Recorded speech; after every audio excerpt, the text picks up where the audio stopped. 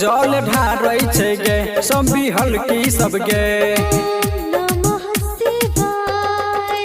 जल ढारै छै गे सब बिहल की सब गे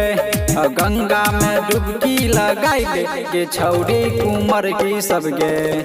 बाबा पर जले चढ़ाई ले गे छौरी कुंवर की सब गे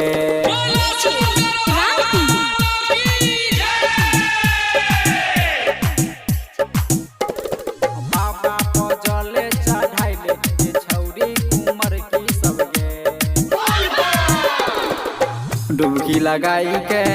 जलवा उठाई के डुबकी लगाई के जलवा उठाई के दही ना बाबा पर चढ़ाई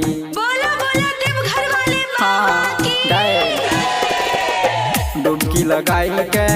जलवा उठाई के दही ना भोला पर चढ़ाई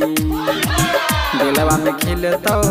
खुशी के फुलवा देतो के निमन दुल्हा मिलाई जल ढारै छै गे सब बिहल की सब गे गंगा में डुबकी लगाई ले गे छौरी कुंवर की सब गे बाबा पर जले चढ़ाई ले गे छौरी कुंवर की सब गे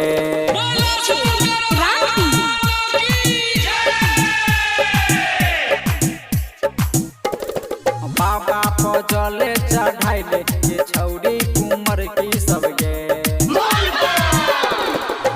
फिर तो नजरिया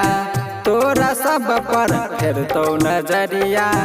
तोरा सब पर अबे रे भोला बाबा